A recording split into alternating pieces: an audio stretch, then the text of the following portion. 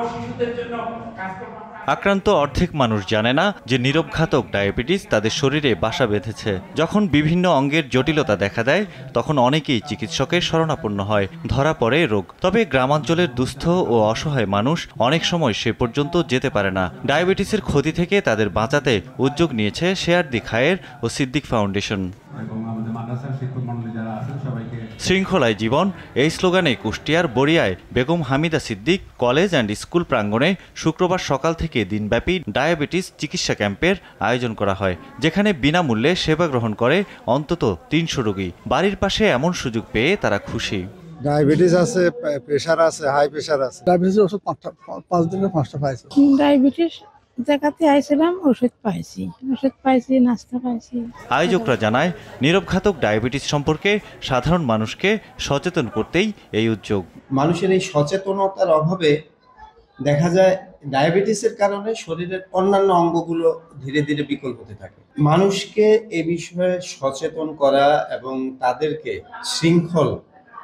শৃঙ্খলাপূর্ণ জীবনযাপন উদ্বুদ্ধ করার জন্যই আসলে এই ক্যাম্পগুলো আয়োজন করা হচ্ছে। গরিব মানুষগুলো তারা সবসময় ডাক্তারের সাথে স্বর্ণপন্ন হতে পারছে না, প্লাস ওষুধ কিনে খেতে পারছে না।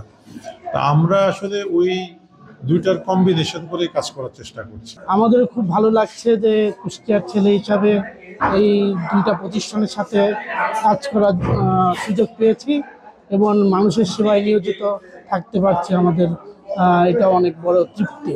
আমরা এদের একটা ডাটাবেস তৈরি করছি আলাদাভাবে, এবং এই ডাটাবেসগুলো আমরা সেন্ট্রালি তৈরি করে পরে আমরা এগুলো অ্যানালাইসিস করে কার কি ধরনের সাহায্য দরকার সেগুলো আমরা এখান থেকে আইডেন্টিফাই করব। আমাদের শুধুমাত্র আছে ক্যাম্পেইন চিকিৎসা করছি তাই কিন্তু না, এখান থেকে আমাদের ইনফরমেশনগুলো নিয়ে নিচ্ছি। শুধু বিনামূল্যে সেবা নয়, অসহায় রোগীদের ডাটাবেস তৈরি করে দীর্ঘমেয়াদে তাদের সহায়তা প্রদান করার কথাও জানায় সিদ্দিক ফাউন্ডেশন। আর্তমানবতার কল্যাণে ফাউন্ডেশন অনেক কাজ করে থাকে এবং এইবার আমরা শুরু করেছি যে ডায়াবেটিক পেশেন্টদের নিয়ে দেওয়ার জন্য, এবং এর পরবর্তীতে আমাদের মহিলা ও স্বাস্থ্যদের শিশুদের জন্য আমাদের কাজ করবার ইচ্ছা আছে।